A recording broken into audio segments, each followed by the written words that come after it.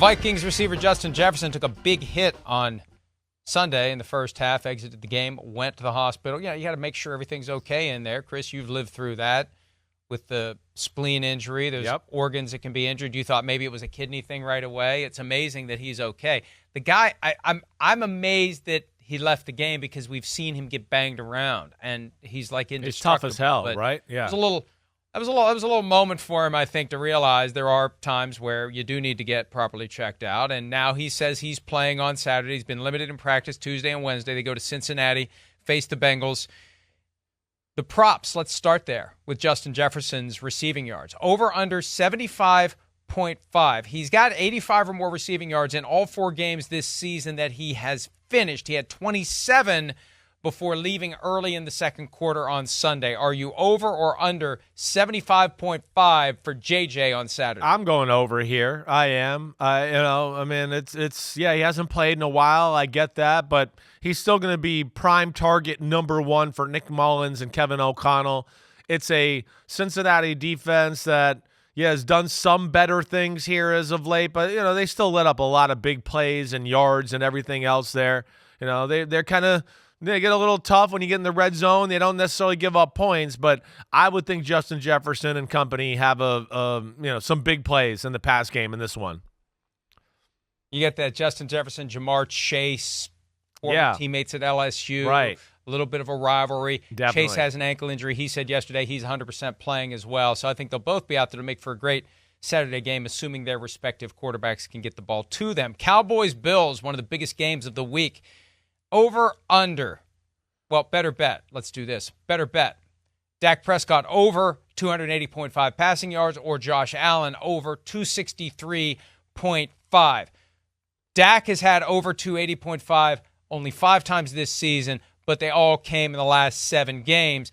Allen has cleared 263.5 8 times, but he didn't do it last week against the Chiefs. So which is more likely to beat that number? Yeah, I mean, this is one where I really honestly want to go. I think both will be under the numbers we said, okay? I worry about the Bills being able to separate versus the Dallas corners and them getting locked down, right? And the pass rush there. I'm going to go with Dak Prescott on this one. I'll go with that over the 280.5. I don't feel incredibly comfortable about it, but the way their offense is functioning, the Bills are primarily a zone defensive football team, and Dallas can protect pretty well. I'll take that one, even though I'm not in love with either one. I'll go with Josh Allen. I'm having a hard time picking this game. Yeah. A real hard time picking this game. It's a tough one. Coming up on the Thursday Joint Mega Picks podcast. But, the Bills got a lift on Sunday, beating the Chiefs. They've had some other things go their way. They're getting some of the help that they would need, and they're within striking distance of the Dolphins. I think we're going to see a different Bills team on Sunday, and that's going to contribute to Josh Allen being over 263.5. Ravens at Jaguars, Sunday Night Football. Lamar Jackson over under 280.5 combined passing and rushing yards. He has cleared that 7 times this year. 386 last week against the Rams. Yeah, I'm going to go over. But the way the Jaguars are playing D right now, I'm definitely going over. And Lamar won the design quarterback runs, but Lamar has just the absolute Midas touch as far as when to scramble. I'm going to hang in the pocket and be a passer to the last possible second and then run. And then again, this is a defense that is not great at getting pressure on the quarterback with their front four, right? To where I think he could have some time and dance around a little bit. And I also think at times maybe it could end up to them blitzing and then being favorable plays downfield throwing the football. I'll go over in this one right here with Lamar. Yeah, I will too. It's Sunday Night Football, prime time, standalone. They're trying to get the 1 seed. He's trying to make a case for MVP. Well, he's just trying to do his job, but he's making a case for MVP along the way. He's, and I could see like John Harbaugh or somebody else using that. We're hearing all this talk about Brock Purdy and all this talk about Tua and where's Lamar Jackson? Hey, Lamar, what do you think? Don't you think I could see how Harbaugh would push his buttons? Oh, yeah, hey, sure. Lamar, don't you think it's weird? Don't you think it's weird that they're not mentioning you in any of this? And the next thing you know, Lamar Jackson's ready to go for maybe 480, not 280. Last one, and this is a great. There's some good games this week. Everyone's packed There's together, some really tight and we're going to ones, see this separation. Right. 7-6 Broncos at the 9-4 Lions. Jared Goff over under 0.5 interceptions. He's had 9 turnovers in the last 4 games, and just as of yesterday, he had another turnover.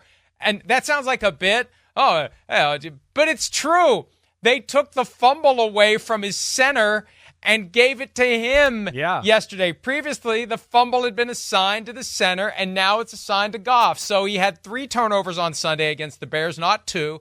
9 over the last 4 games, not 8. Over-under for interceptions for him on Saturday night, 0.5. He's had an interception in 7 games this season, 2 against the Bears to go along with what is now a lost fumble. Yeah, well, that lost fumble should have been on him. We watched that replay. It hit him right in the hands. He closed his hand a little early, it looked like, and therefore kind of jammed his fingers into the ball, and that's why it was a fumbled snap. It wasn't a bad snap by any stretch of the imagination. I'm going to go over. I'm just going to go with the trend right now. You know, that he's got the turnover bug, and damn, the Broncos are good on defense. They're good as hell on defense right now. So, yeah, I think he's due for at least a turnover. I know this is interception. I'll give him 1 interception. I will too. Maybe more than 1. I'm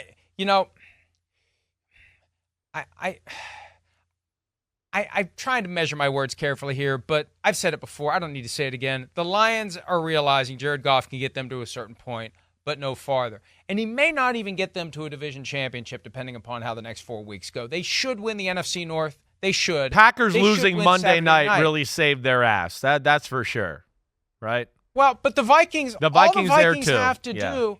Right. The Vikings, if they win out, they'll win the division because along the way they'll sweep the Lions.